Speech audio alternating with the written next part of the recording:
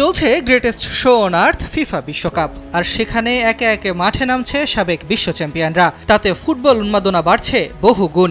Group H এর লড়াইয়ে মাঠে নামবে সাবেক বিশ্ব চ্যাম্পিয়ন স্পেন। প্রথম ম্যাচে তাদের সামনে বিশ্বকাপে অভিষেকের অপেক্ষায় থাকা কেপ ভার্দে।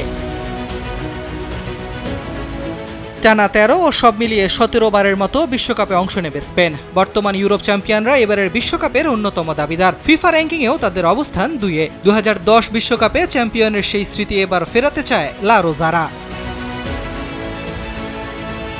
বাছাই পর্বে অপরাজিত থেকে বিশ্বকাপের টিকিট কাটে স্পেন। তবে লা রোজারা কতটা ভয়ঙ্কর তার প্রমাণ তাদের অপরাজিত থাকার রেকর্ডে। টানা 30 ম্যাচে হার দেখেনি 2010 বিশ্বকাপের চ্যাম্পিয়নরা। তাই বিশ্বকাপে তাদের দিকে বাড়তি নজর না রেখে উপায় নেই। তবে কেপ ভার্দেকে যথেষ্ট সমীহ করছে স্পেন। লামিনে ইয়ামাল ও নিকো উইলিয়ামসকে নিয়ে কেটে গেছে শঙ্কার মেঘ। ভারসাম্যপূর্ণ স্কোয়াডে প্রতিপক্ষকে গুড়িয়ে দিতে চাইবে লা রোজারা। নিজেদের সেরা ফুটবল খেললে কেপ ভার্দেকে সহজেই হারাতে পারবে Spain.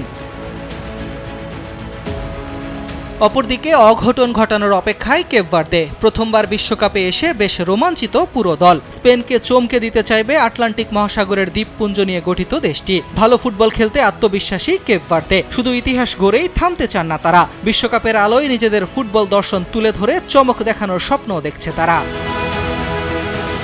Ahmed Nahid, sports desk, দেশ টিভি।